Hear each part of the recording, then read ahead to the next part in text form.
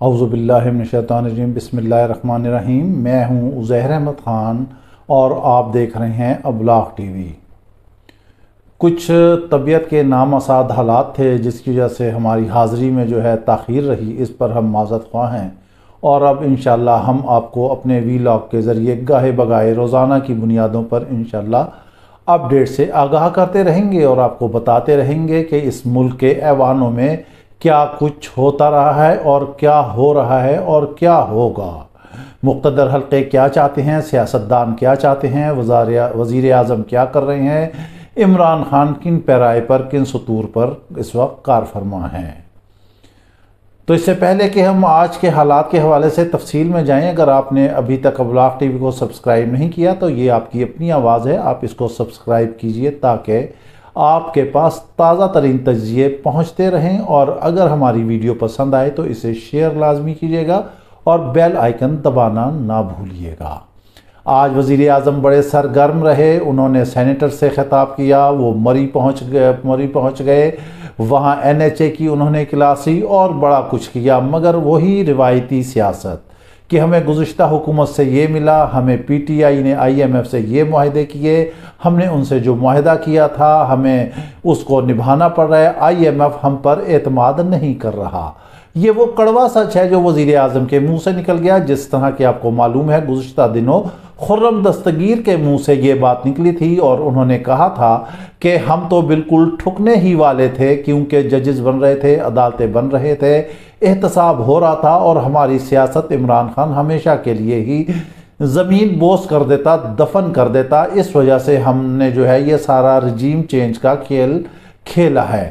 اس کے بعد تو مقتدر حلقوں کے پاس، ہماری عدالت کے پاس، ہمارے انصاف کے پاس شاید کوئی وجہ رہ جائے کہ وہ ان کے خلاف کوئی ایکشن نہ لے، کیونکہ یہ اب منہ سے قبول رہے ہیں۔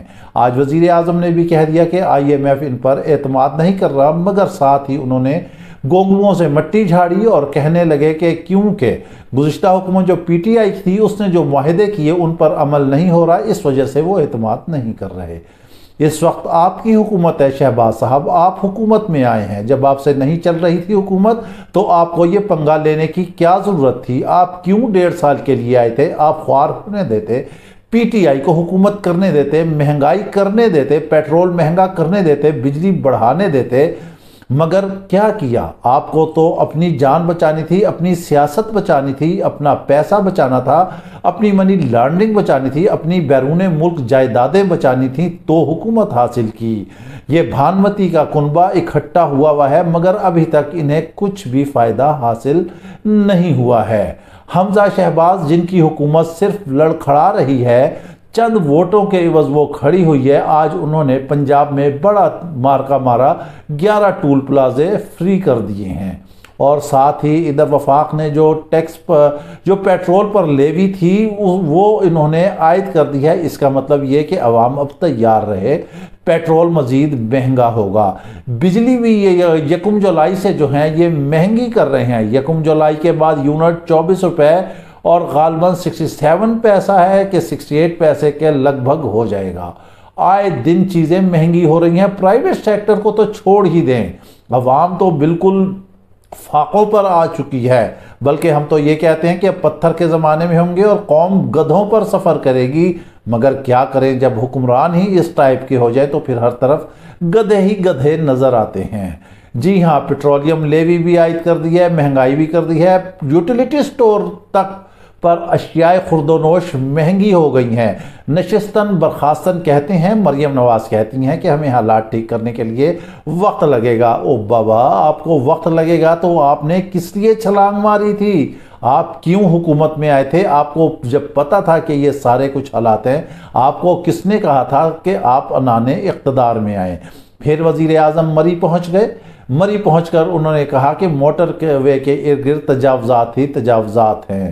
یہ کیا نیا ایسا پاکستان تھا؟ صرف ماضی کی حکومت کو ٹانٹ کرنا ان کا منزل، ان کا منبع اور ان کا مقصد ہے، مگر وہ کہیں ہزاروں گنا بڑی خبریں تھیں۔ عمران خان نے کہا تھا کہ اگر میں حکومت سے نکل گیا تو میں بہت زیادہ خطرناک ہوں گا۔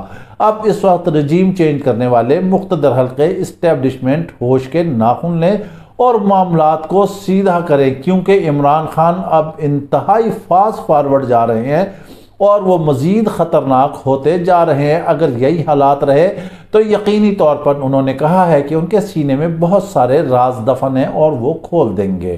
وہاں انہوں نے قسم اٹھانے کے انداز تک کہا کہ میرے تو علم ہی میں نہیں تھا کہ کون آرمی چیف بنے گا، جب اگست میں موقع آئے گا تو پھر میں اس وقت اس کا فیصلہ کروں گا۔ بات بھی صحیح ہے، یہ صرف ایک ہمارا ہی ملک ہے اس خطے میں جو اس مسئلے کو اتنا بڑا ہوا بنا کر پیش کیا جاتا ہے جیسے کوئی بہت بڑا کوئی قیامت ہے یا کوئی بہت بڑا مسئلہ ہے۔ ہمارے پڑوسی ملک بھارت میں آپ دیکھ لیں، شاید یہاں پر 90% پاکستانیوں کو وہاں کے آرمی چیف کا نام ہی نہیں پتا ہوگا۔ وہاں خاموشی سے آرمی چیف چینج ہو جاتا ہے۔ ہمارے یہاں آخر کیوں ایسا ہوتا ہے؟ اس لیے ہوتا ہے کہ سیاستدان جان بوجھ کر اسٹیبلشمنٹ کو گھسیٹتے ہیں۔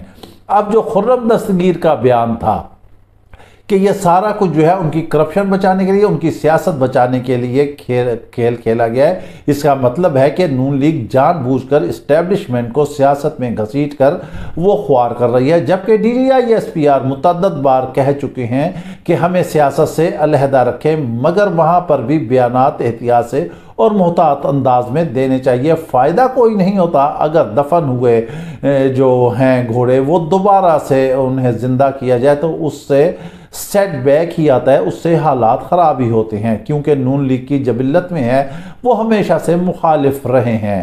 اب کیا ہوا؟ اب حکومت نے پیشکش کی ہے سابق صدر جنرل مشرف کو وطن واپس لینے کے لیے۔ ساتھ ہی ان کے منسٹر عطا تارڑ نے کہا ہے کہ ان کا عدالت میں کیس ہے، عدالت دیکھے گی۔ ہم کہتے ہیں کہ جہاں انہوں نے مشرف کو لانے کی پیشکش کی ہے وہاں پر نواز شریف کو بھی وطن واپس لے آئے۔ ان کی اپنی حکومت ہے، ساتھ ہی سہولت فراہم کرتے، ایک ہی جہاز بھیجتے اور دونوں بھائی انورٹڈ کاماز میں یہ دونوں بھائی ایک ہی جہاز میں بیٹھ کر آتے اور ایک ہی جگہ کی یاترا کرتے۔ گو کہ مشرف کے کیس عدالتوں میں ہیں تو نواز شریف کے کیس بھی عدالتوں میں ہیں۔ ان کا بھائی وزیر اعظم ہے، ان کا بھتیجا وزیر اعلیٰ ہے، ان کی بیٹی اس وقت پاور میں ہے، ان کا اپنا ہی وزیر داخلہ ہے، پوری حکومت ان کی ہے، تو پھر آخر ان کو وطن واپس آنے میں کیا اعتراض ہے؟ جب مشرف کو پیشکش کی جا رہی ہے تو کیا یہ نہیں کہا جا سکتا کہ نواز شریف بھی وطن واپس آئے؟ جی ہاں، یہ ڈبل سٹینڈرڈ کی گیم ہے۔